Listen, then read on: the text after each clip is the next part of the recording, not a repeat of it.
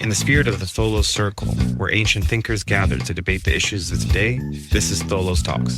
Through deep insight and thought-provoking dialogue, we offer the tools to decode complexity and illuminate the path forward. Welcome to Coffee, Trade, and Tech, our premiere episode. I'm Jennings, Chair of Basilinna. Today, we are fortunate to have on our kickoff session Scott Miller and Bill Reinsch from the Trade Guys. Scott is a senior advisor with the Apshire Emory Leadership Academy at CSIS, focusing on leadership development programs, and previously served as Director for Global Trade Policy at Procter & Gamble for 15 years. Bill holds the Tholos Chair Emeritus in International Business and is a Senior Advisor at CSIS. He serves as a Senior Advisor at Kelly Dry & Warren and has extensive background in trade policy, including 15 years as President of the National Foreign Trade Council. Guys, thanks so much for joining us. To kick things off, just curious, how did you guys come up with the Trade Guys? It kind of reminds me of one of those old PBS shows, The Car Guys. Our inspiration at one point was Click and Clack, the Tappet Brothers, the famous NPR car talk show, which had a very long run and two very clever individuals. I don't think we'd ever been quite that funny, but we're working on it, though. I think you have been. You guys have got some zingers in there. The business model really came much a surprise, but also both the circumstances of the presidency of Donald Trump and the advances in technology made it all possible. So just a minute on the origin story is what we found out in 2016 during the campaign, and 2017, President Trump's first term, is that he was talking about trade and tariffs a lot, and most voters didn't have much of an idea what he was talking about. He characterized it as unfairness. It was part of his programs in terms of going to Pittsburgh, make a big speech about Section 232, which even the experts had to go look up what that was. But he was talking about it a lot, and nobody really understood it. So we thought there was a market for trade in plain English more than anything else. Get away from the jargon. And we were fortunate at that time that audio podcasting was really taking off. The technology was not invented then, but the cheap bandwidth allowed big audio files to be transmitted basically for free, which is a very big change from the past. And what we found was if you provide the content in a way people can consume it and do something else at the same time, you have a much larger audience. And so I think that this is true for any podcast, but the real success is any other product of CSIS, you have to sit and read it. You have to go to a conference. You have to watch a video, something that it's very hard to do something else. But audio podcasts can be consumed in long form. And, that's the real surprise in all this while you're doing something else. And so we got a whole new audience out of it. So it's been a lot of fun. We didn't know what we were doing when we started, but in luck, it's gotten better. And I think Andrew Schwartz came up with our name. It fits. It's, 3 words, 3 syllables, just like things like meet the press, face the nation. Right. Try to make it short and sweet. The Trade Guys seems to fit us as well as anything else. And it's a persona we're happy to adopt. But the multitasking does come with drawbacks. I had a great conversation at a reception once with somebody who came up to me and said, I'm a big fan. I listen all the time. And I made the mistake of asking, well, when do you listen? When you're commuting and he said, no. When I go to bed, I put in the earbuds in. And I thought, great. We're also a cure for insomnia, but we take our listeners where we can. But I think it's worked also because Scott has an endless supply of facts and I have an endless supply of opinions. Between the two, it has made for a decent show, I think. Well, I won't ask which one's Laurel, which one's Hardy, but whatever you're doing, you've got over 16,000 listeners, so it's pretty impressive. What's been the biggest surprise? If you look at us, I think we're both Hardy, but never mind. There's a little bit of celebrity associated with it, which astonishes me. I mean, I never wanted to be famous for anything. And so we constantly get these invitations, and Bill and I will be out in public running. We run into people and says, hey, I'm a big fan of your podcast. I listen every week. And it's like, really? And we've stayed away. CSIS is a little nervous about merchandise opportunities. So we haven't had Trade Guy bobbleheads or a T-shirt can yet. It's surprising the notoriety the podcast has. So I guess we're doing something right.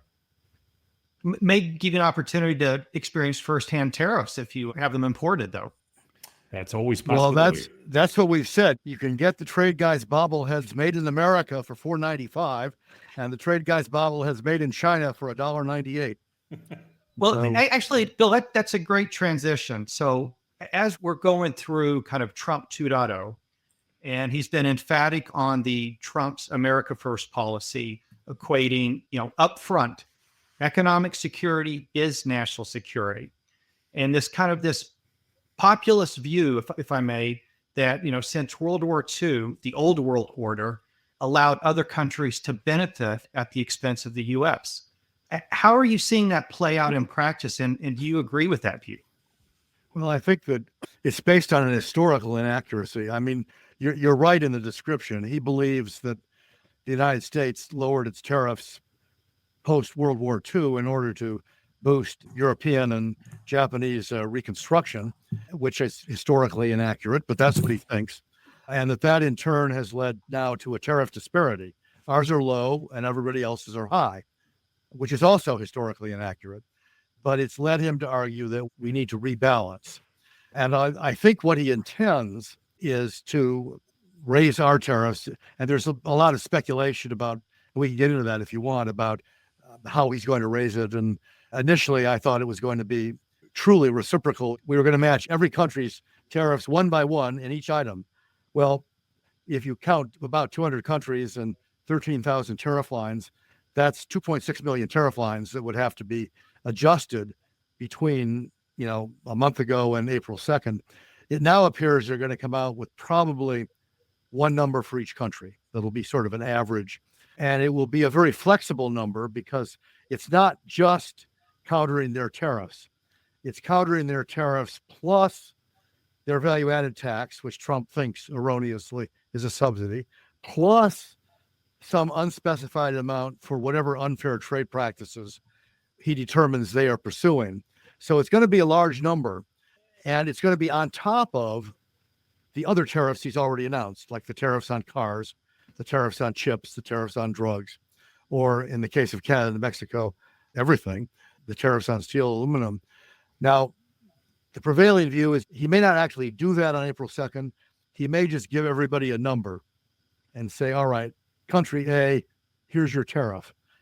Because what he really wants, I think, is for those countries to come back and say, well, maybe we can lower our tariffs.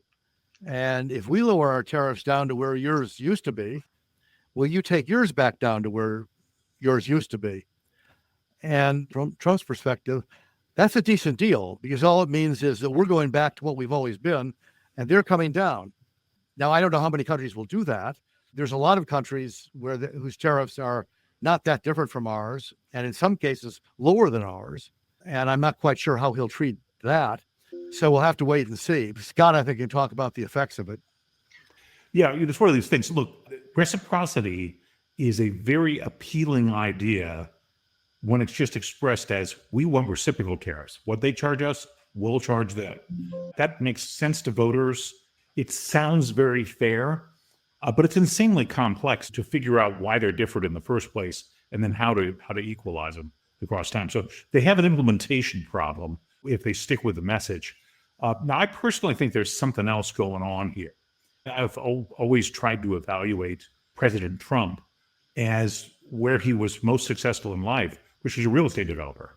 And if you look at the United States, the way a real estate developer would look at it, you see this massively wealthy, incredible country. Well, the people, the infrastructure that exists, the built infrastructure, the natural resources, the level of inventiveness of the population, all of it's a fabulous, fabulous country. But yet we've got a lot of debt hanging over us. If you're a real estate guy, you worry about solvency every day, and you're always looking for collateral.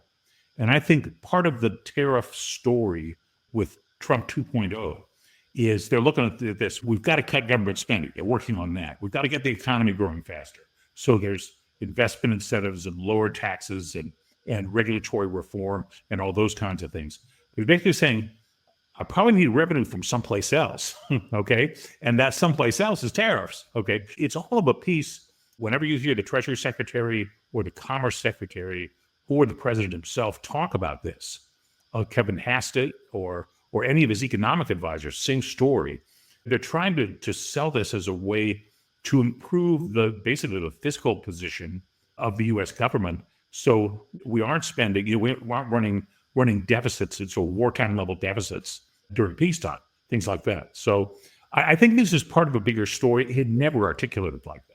He wants to talk about fairness and likes the looking for leverage and bargaining. But I think there's something more behind it. I just don't know it'll work out. Well, assuming that they're going to kind of move forward, both, based on the memorandum that came out that, I think USTR had the lead on recently on unfair trade practices, and also kind of the claims against, how unfair foreign governments are treating U.S. companies. Is there a roadmap, so to speak, of what other countries can do to either avoid the tariffs or have them revoked if they are implied? Every year, USTR issues their National Trade Estimate Report, the NT report. Every year, companies, trade associations literally refile the same claims for the past 10 years on certain countries and then add new. Is that something that can be used, or is there really a wait and see what comes out on April 2nd with all of the reports that USTR is issuing? Glad you asked that. My column this week is going to be on that subject. And I think I'm going to divide it into two parts. What can governments do, but also what can companies do? Because in the end, the tariffs are on specific items. And for countries, I think you can look at the examples of the Chinese during Trump 1.0 and the example most recently of President Sheinbaum in Mexico. And I think they both figured out that within limits, you can play Trump. And the way to play him is a three-part strategy.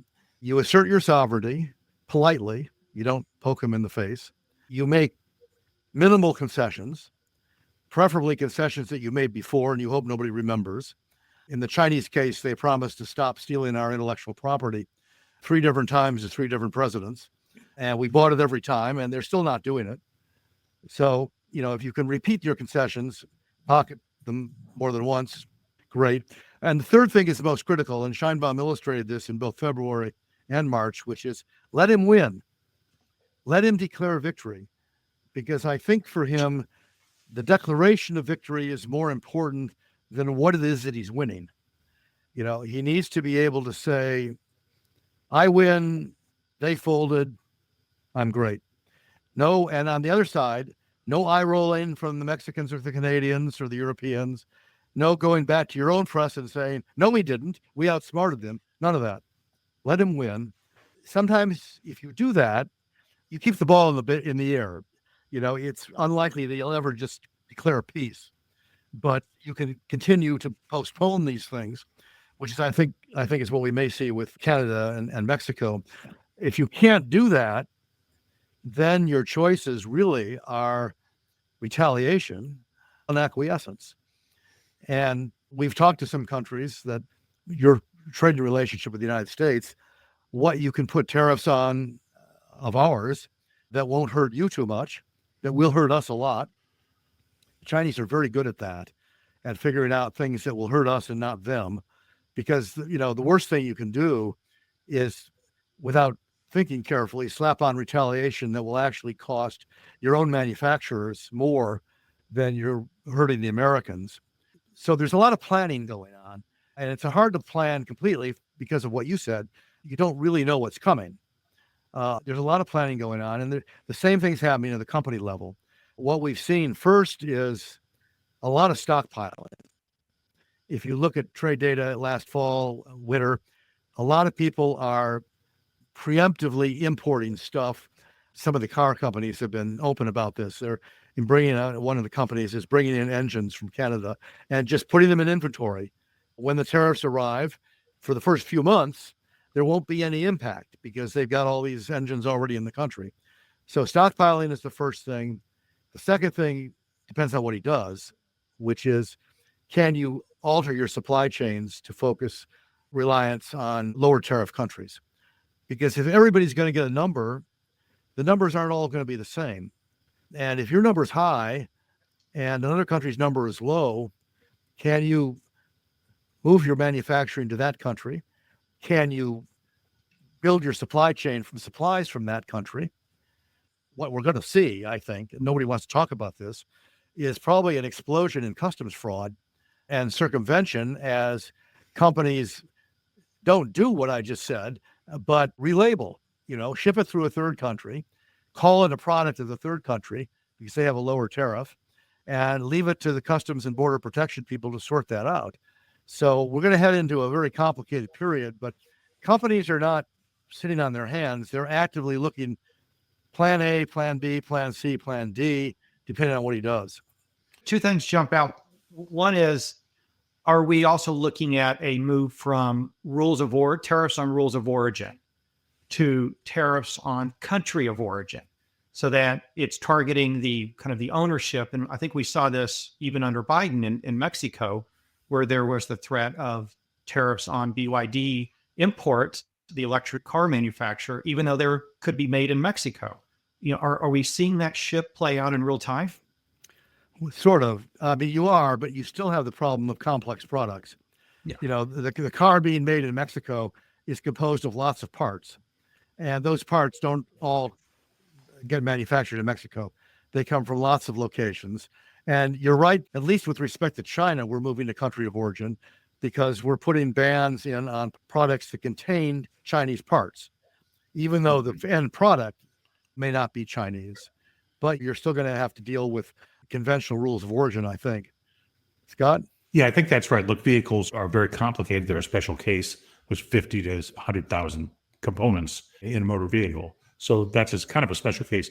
There will be some supply changes and things where a chemical reaction confers origin. You can make intermediate products. If you were importing two precursors from now high tariff countries, you may be able to go to a toll processor, react the two together and have a single different product. And this is not customs fraud. This is just managing the tariff schedule as it changes in front of you. Some of it will come down to the numbers, which it always does in the world of trade and tariffs. But at the same time, some of this is foreign policy in action.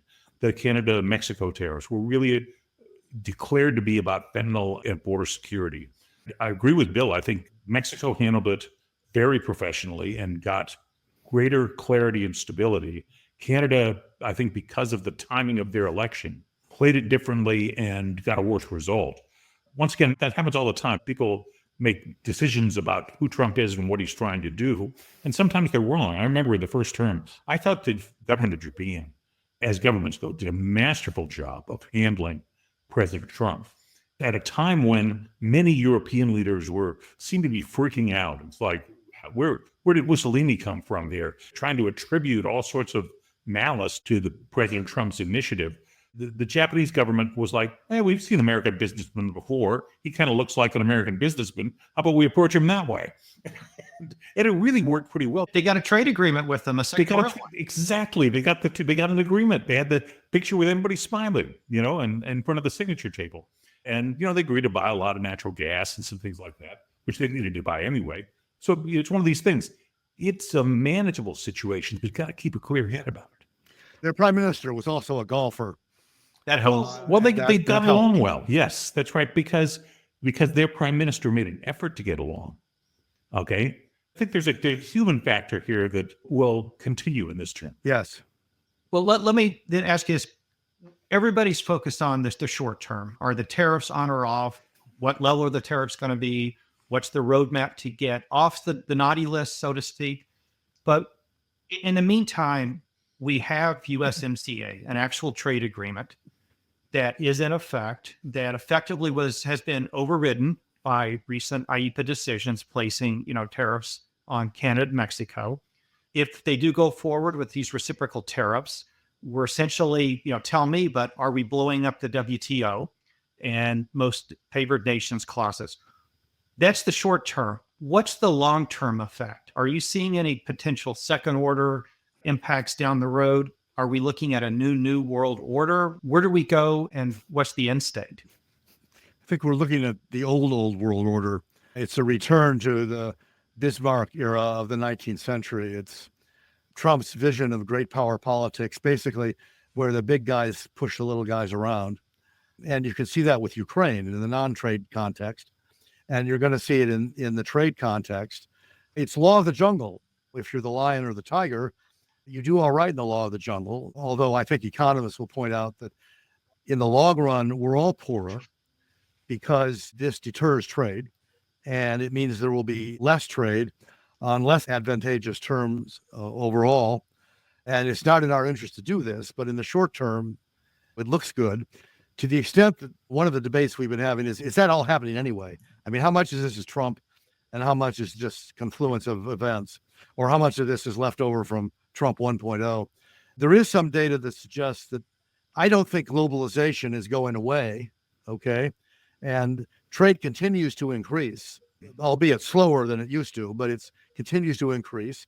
And the fact is the enabling tools for global economic integration, which were enormous reductions in the cost of transportation and communication, and the digitization of the economy, none of that's been uninvented. That's still here. People are going to be able to do it. What appears to be happening is not that trade is declining, but trade is rearranging. And the way it's rearranging, and the data is preliminary, suggests that like-minded countries are trading more with each other and less with non-like-minded countries, which means you're seeing more trade among democracies and more trade amongst authoritarian states with each other, and less trade between the two blocks. Does this lead literally to two blocks? Too soon to say, because we can say that, but the reality is the very large number of countries are in the middle trying to avoid being tied to either block. And they're just trying to stay out of the fight. But there is some rearrangement going on. And I think that's a reality that companies, particularly American companies, are going to have to recognize. Technology, once deployed and once it solves a problem, is never forgotten. It's never, there's no tool that's ever gone out of production. Once it's been made and provides a useful solution to a human problem, it stays in production almost forever. And that's true of all the technology that has made the world faster and closer together. Globalization is in many ways just a special case of technological innovation, of success that happened to lower barriers of all sorts of things, the movement of goods, people, culture, ideas, the whole works.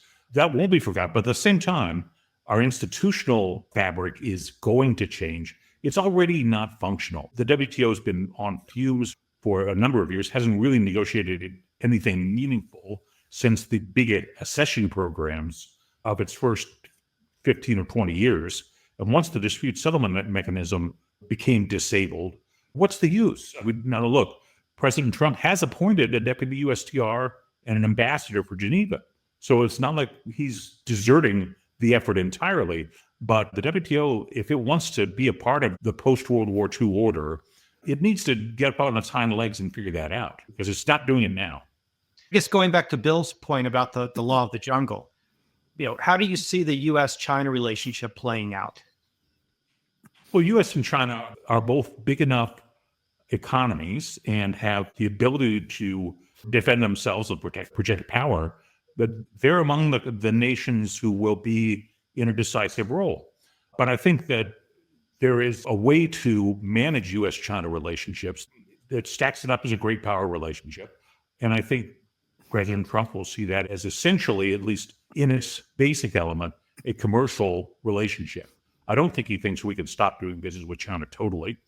And I don't get the impression he thinks he can control so much of what they're doing. Taiwan is becoming less of a factor already. They're exporting their foundries at the moment. They're building them elsewhere. Taiwan today is not what it was 5 years ago. It'll be different again in 10 years. So there are things that are changing the geopolitics in that area. But I don't get the sense that President Trump is interested in conflict with China. He hasn't really expressed much about it. What he wants to do, more importantly, is make the United States stronger. That's his initial focus on almost everything. Yeah, I look at it a little bit differently. This is a case where, and you can see this coming, this is not new. Basically, national security and trade have become conflated into one thing. Here in Washington, it's very hard to have a conversation about trade without talking about China and then without talking about national security, which includes a lot of things besides trade. But what the last several administrations have struggled with is deciding whether you need to draw a line, and if so, where, between national security and economic security. So it's not very hard to say what the Biden administration said, that semiconductor chips, critical minerals, pharmaceuticals are national security critical items. We really need to have those items to be able to mount an effective defense establishment. On the other hand, we've extended now the idea, and Trump has been blunt about this, economic security is national security. And Biden didn't say it the same way, but he practiced the same way. So now we're trying to deal with cars, steel, and aluminum. And they're kind of in a different category. Steel is made in probably more than 100 countries, would be my guess. There's plenty of sources for steel outside of China, which by far and away, the biggest, has right now, I believe, more than half the total capacity in the world. They're not sole source. We can get this stuff from elsewhere. So it creates a complex equation. How far do you go to protect things? The way that I think actually everybody now is looking at it, and I'm happy because I've been talking about this for a long time, is that if you look at it as a marathon, there's only two ways to win. You run faster than the other guy, or you trip the other guy. Tariffs, export controls, or tripping, and there's a place for that. I'm not against that. But the most effective strategy is to run faster, because if you're running faster, technologically, then you're staying ahead and everything else becomes a little less important. The Biden folks understood that, which is why we have the CHIPS Act, why we have the Inflation Reduction Act. We'll see how Trump proceeds. I think that he understands it too, but Biden focused on incentives. We'll give you money if you build your factory here. If you're TSMC and Taiwanese high-end chip company, build a factory in Arizona, we'll give you a subsidy. It's not at all clear that Trump is going to use the same tactics. His approach tends to be to, threaten the other country with tariffs, to say, if you move here, there won't be any tariffs. So Trump's more of a stick guy. Biden is more of a carrot guy, but it's to the same end. How do we help our country to run faster? And it really is all about China. One of the issues that we're going to have to deal with coming up, I just was in a meeting about this yesterday, is what do we do now about areas where China is ahead? We are used to always being ahead. When China came out with its Made in China 2025 document like 10 or so years ago, a lot of people noticed that the sectors they identified where they wanted to build global champions were mostly sectors where the United States was the world leader. So their ambition was coming at our expense. Now we have cases from the not so high tech solar panels where China is the technology leader and the manufacturing leader. We have areas like AI where they're giving us a run for our money. We have areas like biotechnology where a lot of people would say they are the leaders. What do we do in that case? Yeah. What do we do about their technology? Battery electric vehicles, they're clearly leaders. Good example. I mean, not only is it the world's largest auto market, which we forget, they are far and away in advance of any U.S. or North American or European product mix in terms of having electric vehicles across the wide range of prices for consumers that are competitively priced versus a similarly equipped internal combustion vehicle. They know a lot more about what consumers want and how to deliver it in electric vehicles than anybody outside of China. So, and this all happened when we weren't looking, and we were trying to incentivize our own companies to move that direction. It's going to be rough to stay ahead. At the same time, there will be some incentives for locating in the U.S. You have lower energy costs, lower taxes, a lighter regulation level. A lot of people will find the factory that gets expanded in their global portfolio is the one in the U.S., not the one, say, in West Germany. Now, that's what Trump wants. I'm more skeptical, I think, than Scott is. When we worked on this, when I was running the National Foreign Trade Council and talked to companies that are trying to decide where to invest, okay? Sometimes it's very business specific. If you're an oil company, you're going to invest where the oil is. It's kind of obvious. If you're a mining company, you're going to go where the resource is. If you're not one of those and you're a manufacturer, then you've got a lot of choices. And we discovered that for most companies, the big three issues, at sort of 40,000 feet are rule of law, policy stability, and is there a commercial dispute settlement system that is transparent, objective, and efficient? And right now, Trump is trashing all three of those as far as the United States is concerned. He's tromping all over rule of law, and he's seriously raising this policy stability question. How does anybody know that the tariffs that are going to go into effect, presumably next month, are going to stay in effect for 4 years?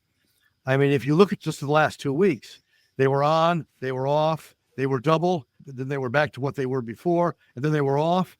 If I were a manufacturer trying to figure out what to do, I'd hold on to my wallet right now and wait for the situation to clarify. Trump's view is if the tariffs are high enough, they'll move here, ignoring the fact that even if they do that, I think Scott will agree with me on this, even if they do that, you're talking about multiple years before there's going to be that factory built and producing in the United States. Meanwhile, you got all these tariffs. Yeah, Greenfield Decision today has a facility that's operating in maybe 7 years. So most of the focus, I think, Bill, you even went down this, and Scott, is on manufacturing. But yet we have a whole other sector, services, digitization you brought up. How does that play out? Or are they just being overlooked? Is that lost opportunity, or is it an opportunity? I think it's overlooked. It's this anomaly. To be fair, Biden was the same way. I did one of a column using the Ronnie Millsap song, Lost in the 50s Tonight. And they were both there. It's not just manufacturing. It's old manufacturing. It's cars. It's steel. It's machines. It's the stuff that we used to make a lot of and don't make so much of anymore. And it ignores the fact, first, that the economy is 75% services. Manufacturing jobs are now, I think 8% of the economy. If I may, Bill, on that point, when you say services, explain to the listeners what you mean. I don't think you're talking about, McDonald's or fast food services. Well, that's included. But medical services, healthcare is a service. In a way, construction is a service. Architectural services, legal services. It's counterintuitive until you start thinking about it. Tourism is a service because foreigners are coming here and spending money. And they're spending money here, so that counts as an export, actually. So there's a wide range of services.